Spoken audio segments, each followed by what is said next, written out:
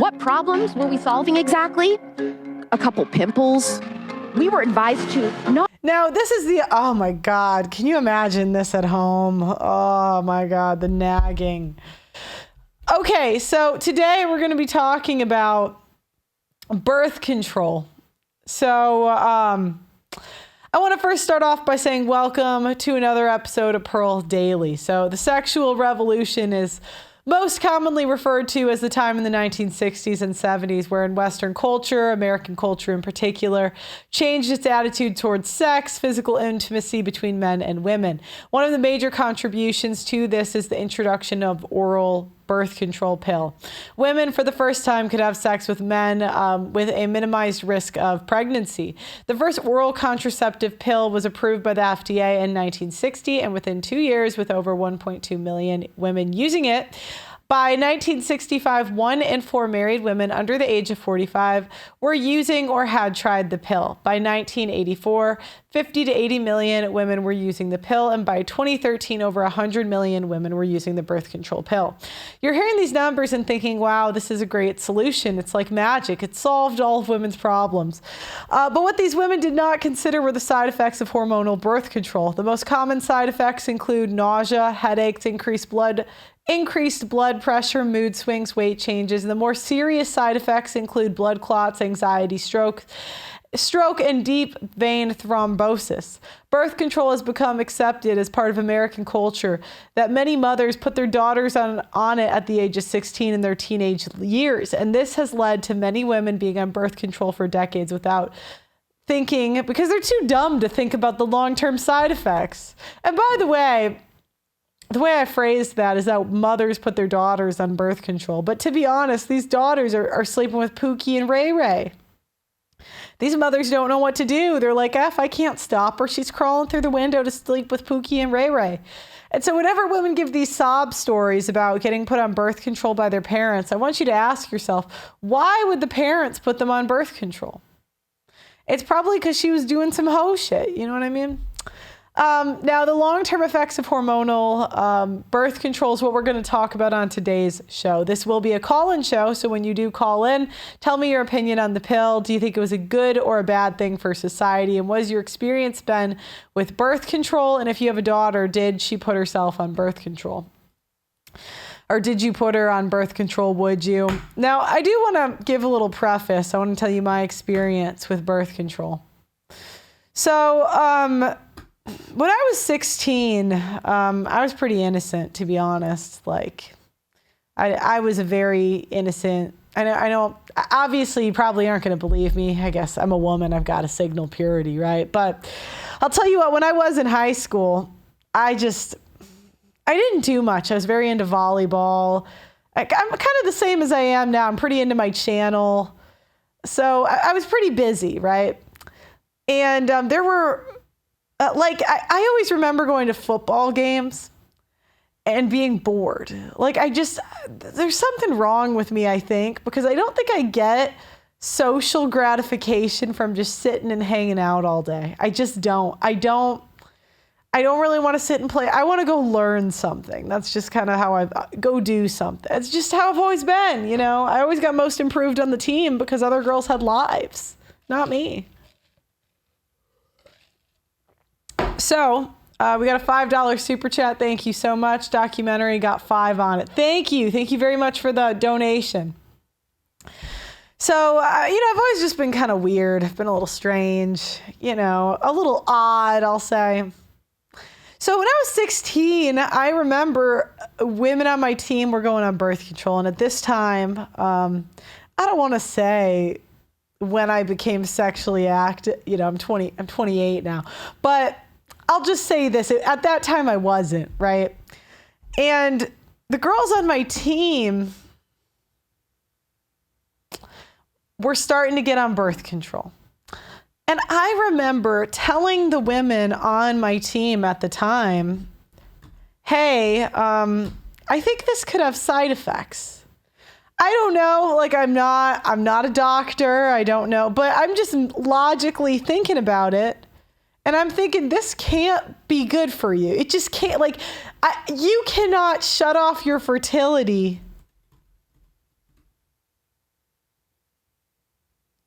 You can't shut off your fertility and not have any consequences. I have a hard time believing that. So I'll hear women like this, and I just thought of this when I was talking, like Alex Clark. And these women take no accountability, because when I, at the time, said this to my fellow teammates, they all laughed at me. They all kind of looked at me like I was stupid. And I thought, okay, have fun. Now, I'm not going to, purity signal here and act like I never tried the pill or anything. But I'll say this. I barely did. I was on it like 1, maybe 2 years. And my personal experience was I had no side effects. I felt fine. But I still just had this voice in the back of my head that said, I don't think I can be on this and not have a consequence. So I went to the doctor and I told them this, and they all said, no, are you sure? And I'm like, yeah, I'm pretty sure. I'm gonna get off it. And because I always felt like my health was in my hands. I always felt like my health was my responsibility. It wasn't the doctor's responsibility or what society tells me. And what all these women are going through is they hit 30. They've gotten chlamydia too many times. They're infertile, which if a woman tells you she has fertility issues, it very well may be chlamydia, gonorrhea, or birth control. So a choice, right? So here, this is Alex Clark. I think it was this one. Pediatricians wasted no time telling us that there was a magic pill that could solve all of our problems in a 10-minute wellness checkup with... Like, how stupid can you be? You deserve it, Alex. If you have issues because of being on birth control for a decade, that's your own fault. You deserve it. And I mean that. You really do deserve that. And it's kind of like, the other day I got locked out of my Twitter account. Some guy from India called me, and I fell for a stupid scammer email. It was so stupid. And I got locked out of my account, and they started pushing Bitcoin. I have it back now, but I did get locked out for like a week. And I didn't even feel bad for myself because it was so stupid. I was like, I deserved that. And Alex Clark is trying to blame the doctors when it's like, bitch, Google's existed. And you could Google the side effects then. I remember. Because I remember Googling this stuff. So I'm getting pretty sick and tired. Of women blaming everybody else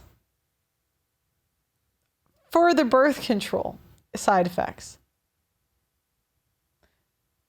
Can we change the title to Modern Women Blame Birth Control for the Consequences of Being a Hoe? I just think that's better. No informed consent about the risks or side effects. What problems were we solving exactly? A couple pimples. We were advised to not... Now, this is oh my God, can you imagine this at home? Oh my God, the nagging. So now she's going to blame it. She's going to blame it on because they did give you birth control for acne. But remember, women love plausible deniability. So, the moms might be like, hey, honey, get on this birth control for the acne. But really, she's noticed that you've snuck out 5 times this week and is like, we can't have her get pregnant by Gavin the Starving Musician, Tyrone, Glocktavia. Like, we can't do that. So don't worry about learning to track our cycle or understand our hormones. No conversation about how our likelihood to experience anxiety or depression. I looked it up myself. And that's why I get so pissed. Because, I went to Catholic school. I got worse than you guys. I got a chastity talk at Catholic school from a run-through hoe and a simp. I went to Catholic school, and they had Jason Everett and Christiana Everett, and you can Google them. You can Google their speeches. Christiana Everett, she came in and basically talked about how she was a hoe, and now she hoes no mo, and then she married Jason. That's like the gist of it. And we had that every year. No sex ed, no nothing. But again, I wasn't retarded, and I'm just so tired of women acting like... Look, everything in life is a calculated risk. You can't do anything in life without taking risk. So if you want to go get banged out or whatever and not get pregnant, then wear a condom. And if you can't do that, it's just so irritating. Would increase by 80% on the pill. We stayed on the pill because no one advised us it was only ever supposed to be taken temporarily. You're so stupid. Oh my God. Oh my God, she's so dumb. Like, you know what I mean? I have no medical background, none. And I could have figured that out. I did figure that out. And I was on it, but I was on it for a very short period of time.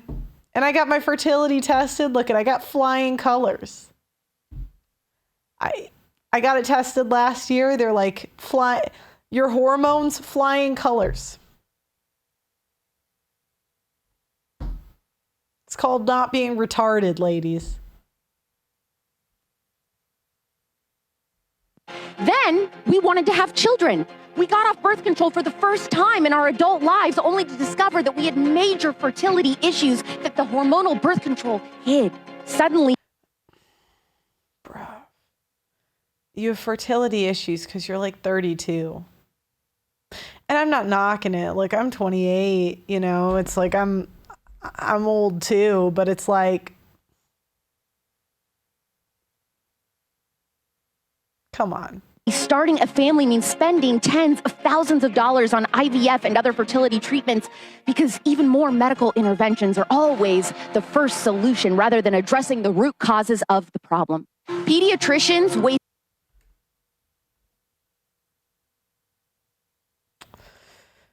All right, let's go to the next TikTok. I just can't. I can't. And do you know what? 10 years later, some of my friends did have hormone issues. And do you know what? I didn't feel bad for them at all. Birth control.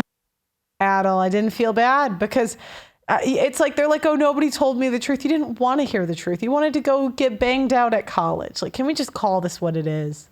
Is one of the most damaging things you can put in your body, specifically for your body's biological stress response. This is because birth control is linked to increased prefrontal brain activity when you're experiencing negative feelings or emotions. So on birth control, your brain spends more time capturing memories of stress, fear, worry, and trauma than it does on memories of happiness, joy, and contentment. And over time, that will disrupt your processing of those negative emotions, which is impacting the way you respond to both minor and major stressors. Not only does birth control mess with the way that you handle stress, there's also evidence for increased potential. So look, my short time on it, I didn't really feel that different. I also don't think it really makes you gain weight. I think it's the environment, because most women get on birth control in college, so you're drinking way more. Like, I did gain weight, but I think it was because of what I was eating. You know, our school cafeteria had some pretty bad food. So I get a little irritated when the women are like, oh, the birth control made me fat. Really? It's not what you put in your mouth? I don't know. Like, I think at 1,200 calories, you'll still lose weight. I'm so tired of this. Potential for nutrient deficiencies, weight gain, persistent low mood, and also a higher risk of experiencing a stroke, blood clot, and even a heart attack. So if you've been taking birth control for longer than a year, this might be why you're experiencing low mood, irritability, and you're also a compulsive worrier. Yep. All right. As most of you know, I have been fighting on the front lines of the simp epidemic for years, but I need to tell you about a quiet weapon being ratcheted up against men that is rarely talked about. It's not just the relentless anti-masculinity propaganda and OnlyFans hoes causing the societal issues that we discuss on this show. Did you know that the average city's tap water contains trace pharmaceuticals and endocrine disruptors? This often includes estrogen from birth control. The average adult consumes a credit card worth of plastic every single week. That's 5 grams of plastic a week on average. So it's no wonder that the average male's testosterone is half of what the average was 50 years ago. Testosterone levels decline 1% a year, and without a course correction, we are headed towards extinction. No matter how based you are, you need to be naturally boosting your testosterone. My friends at Chalk, CHOQ.com, are on a mission to save mankind from extinction by boosting your vitality. Chalk's Male Vitality Stack contains premium and potent herbs clinically studied to naturally boost your testosterone levels, sperm count, and overall vitality. Just one of the many ingredients in the Male Vitality Stack was studied in double-blind human clinical trials to boost total testosterone 20% in 90 days. When you boost your testosterone, you'll have more mental clarity, you're more capable of making decisions and taking risks. Having high testosterone will also affect your pheromones, so women will find you more attractive subconsciously. Get the Chalk Male Vitality Stack right now on chalk.com. That's CHOQ.com. Use my name Pearl as your coupon code and you'll get 25% off site-wide on chalk.com. That's CHOQ.com. My name Pearl is the discount code. See what's next. I don't know. Sometimes I think like the side effects are just things that happen to women anyway. And I'm not saying I bet the hormone imbalance, but like I've never met a woman whose hormones are so balanced that she's not crazy and doesn't have mood swings. Or doesn't get fat. You know what I mean? I know women on birth control that didn't get fat. Say that the birth control pill makes the doctor's lives easier and the patient's lives worse. So many women will go to their gynecologist or their primary care. Maybe they have irregular periods, or maybe they have symptoms of PCOS or acne or some other hormonal symptom. And it's like a reflex. The doctor just writes a prescription for the birth control. There's no discussion about lifestyle. There's no discussion about risks. I've seen patients prescribed birth control who were smokers, who should never be given birth control. I've seen patients who had clotting conditions in their medical history. There's good evidence birth control pills can disrupt some of the absorption of other vitamins, key vitamins and minerals, as well as other side effects from it. Rarely do I ever prescribe it. I always try to encourage my patients to look at other options. When you take a hormone, it will suppress your own body from making it. So when we take birth control... Okay, so this is how it goes. Women, we have a tendency to want to do a stupid thing. And so then, the men are like, all right, we'll help you do the stupid thing. You want to leave your husband and go, my grandma, she passed away, but before she died, I asked her, because she really lived through all the divorces. And I asked her, I'm like, what do you think caused all these like divorces? Like, what do you think? And my grandma told me birth control. The other funny thing about my grandma before she died, she died like a year or two ago. I asked her if she had any regrets in life. My grandma had 9 kids. And she said she wished she had more kids. I'm like, Grandma, how many kids did you want? She's like, I went on the pill for 3 years. I would have wanted 12. I'm like, Grandma, why don't these women get Pearl Reed? Why don't these 304s know that birth control makes them infertile? I've met women who are put on it by their doctors to give them more regular periods or reduce PMS. I only heard this recently. They don't want to know. That's the thing. Women want to do an irresponsible thing and they don't want to know. Like, okay, women, when we want to know if a guy's cheating, there's apps that like completely let women air out dates and all this stuff. Like, are we dating the same guy? We go to the ends of the earth to find out tea on men.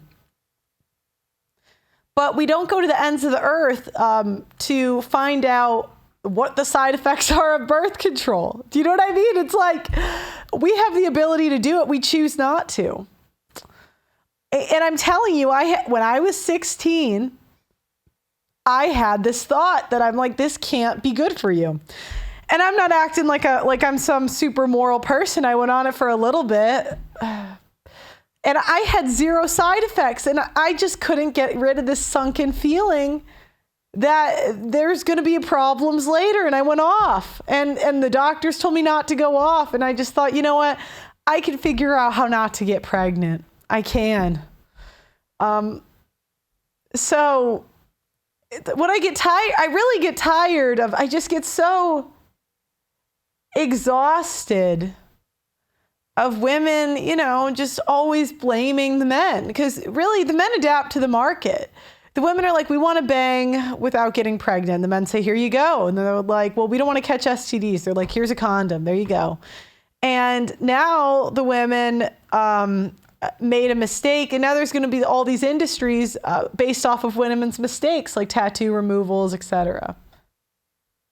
Pills, the pituitary sees that and it shuts down. Sometimes patients will come to me saying, oh, I want you to test my hormones, but they're on birth control. And I said, well, the only hormone I'm going to be measuring is what's in your pill. I try to just reassure people it's going to take a while for things to rebalance. There's nothing else we can do but time. There's no way to sort of...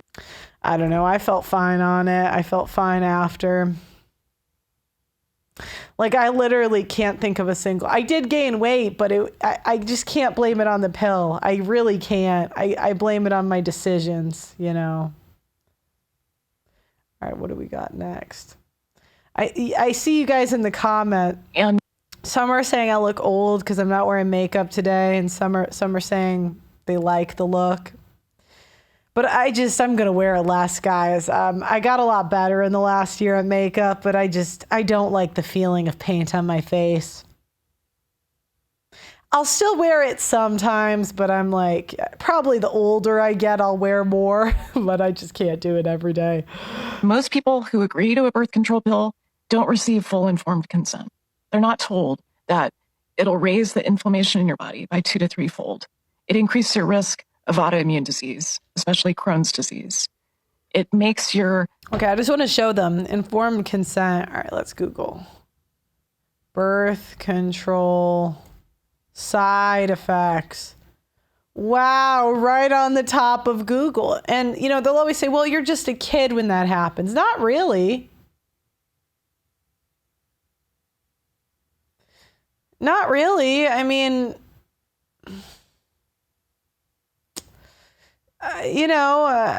15, 16, they know how to do the TikTok dances. You can't figure out how to Google the side effects. Control system for your hormones, less flexible. It can rob you of testosterone. It can lower your free testosterone. It can shrink your clitoris by up to 20%. I feel like if that was part of the informed consent, very few people would sign up for it. And I went on the birth control pill when I was 16. But I feel like there are some costs to it that a lot of teenagers and women in their 20s and 30s aren't aware of. And for me, I feel like that awareness is really critical. So who's it for? I would say it's a simple entree into contraception, but I would much rather people use things like an IUD or condoms or some other barrier method that doesn't mess with their hormonal intelligence. I don't know. They don't care. So is she crazy or is it the birth control? Because if she's just crazy, it'll be easy to blame it on the birth control, right? About the long-term effects of hormonal birth control on women's bodies. And if you give women an out, like obviously they're going to take it. So they're going to be like, no, it wasn't me. It was my birth control. Hormonal birth control suppresses our natural ovulation, which is why we don't get pregnant while we are on hormonal birth control. So ovulation is actually really important for our overall long-term health. And ovulation actually helps us avoid diseases like osteoporosis, heart disease, heart attacks, and even breast cancer. The other thing they don't tell you when women have heavy periods, I don't know if this is TMI, I'll say I've had that issue, and it's always related to diet. Like, that's the thing. Your health is so much more in your control than you think. It's so much more in control. Like, if you're eating like crap, of course you're going to have issues. So all hormonal birth control suppresses our natural ovulation, except sometimes the hormonal IUD. Pearl, no makeup needed. Longer hair adds a lot. My hair doesn't grow. I haven't had a haircut in almost a year, and this is how long it gets.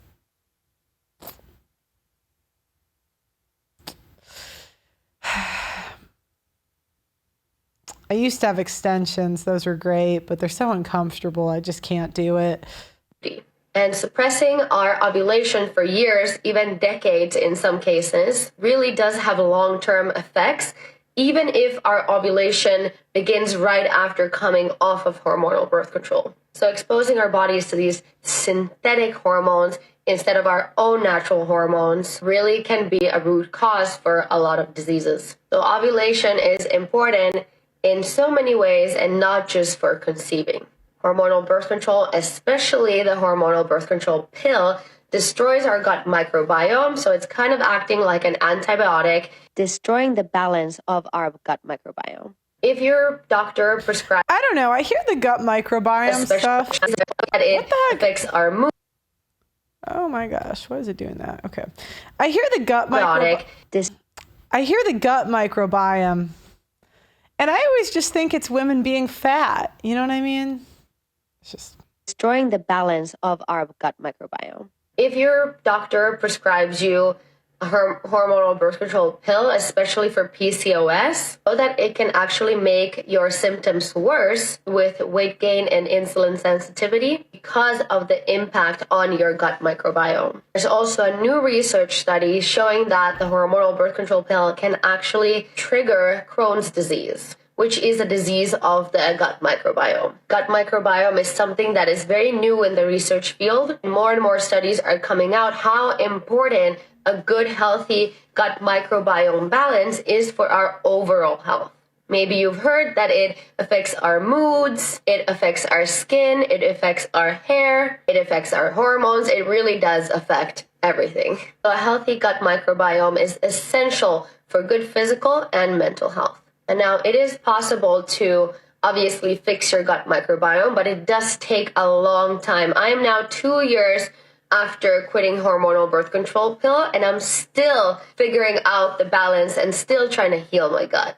Hormonal birth control also increases inflammation in the body. So if you are prescribed hormonal birth control pills like I was for PMS, like cramps, and those issues are a symptom of hormonal imbalance and inflammation. And so it does not solve and heal you. Time being, what the? Oh my gosh, my destroys laptop. our gut microbiome. So All it's right. kind of all right. I don't. Okay, I'm just gonna exit out of this one. My laptop does this sometimes. Crashes out. Hopefully, it doesn't do it in the next one. All right. Family, if you're watching, like turn this off right now. I'm having girl talk. But when I went off my birth control, my sex drive went through the roof because, you know, sometimes like birth control can affect that. My Lexapro definitely affects that at times. So I was feeling great. Basically, I started to get really, really bad acne. And this is when I like going into my senior year of college, but everything happens for a reason because I started posting about my acne online and that's how I got started on here. But basically, I started to get the worst acne I've ever had in my entire life. Like blistering cystic acne on my face, down my neck, everything. And I was basically told from a doctor that like my testosterone levels were high and they were like, you need to get back on birth control. Like you could maybe have PCOS. So I went back on birth control. So my senior year of college, back on my birth control, whatever. So that was for like 2 more years. So last year I went off of the birth control. So 6 months after, in the fall of this year, I guess, started to break out really, really bad again. And I went on spironolactone for my acne and I started a really, really good skincare regimen. And my skin ultimately ended up like balancing out and figuring itself out. But I personally feel a lot better not being on birth control. But obviously that's also something you have to be very careful about, especially in a relationship. All right, so that's her experience on birth control. Let's see who's next. What do you wish you were told on that day when you were first given that little packet of pills, if they were being completely honest with you, and they... Google it! I can't take it! I just can't take it. You know, like the one person I know that went crazy on birth control, she was already nuts. So yeah, like it doesn't shock me. She went more nuts because she was nuts. They knew what you know now. What is the sort of the list of things you would have said to a young Sarah about this decision? The thing that would have really made a difference to me is that your hormones make you who you are. And when you change your hormones, you change who you are, right? So the birth control pill is going to change you. It changes the version of yourself that your brain creates. And so if you're going to be going on this, you need to understand what that does. So this, of course, begs the question. Hi, Doug. Thanks for going live and doing great things. Oh, yeah, you should check it out. Doug MPA does do shows when I'm not here. And I was checking out. By the way, guys, I'm debating how nice of a place to get in the place that we're moving. So I've been going back and forth looking at places.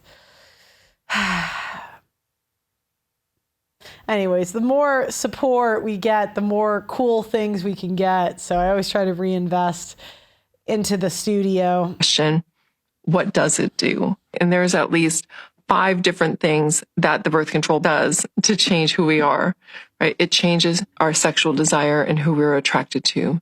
It changes our emotional states, right? It can affect our moods. It can affect our ability to regulate. Well, yeah, so it turns off ovulation. So, yeah, I mean, it's going to decrease your sex drive because your highest sex drive is during ovulation. And to manage stress. It influences sexual desire and sexual function.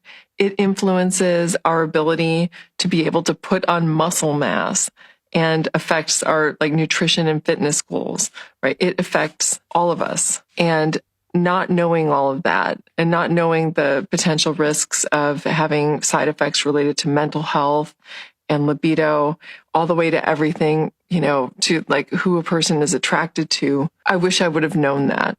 That probably would have, you know, impacted again, decisions that I would have made about staying on it when I didn't need to, because there was. Well, you should have Googled it. You should have Googled it. You should have Googled it. Should have had some common sense. I just can't take it anymore.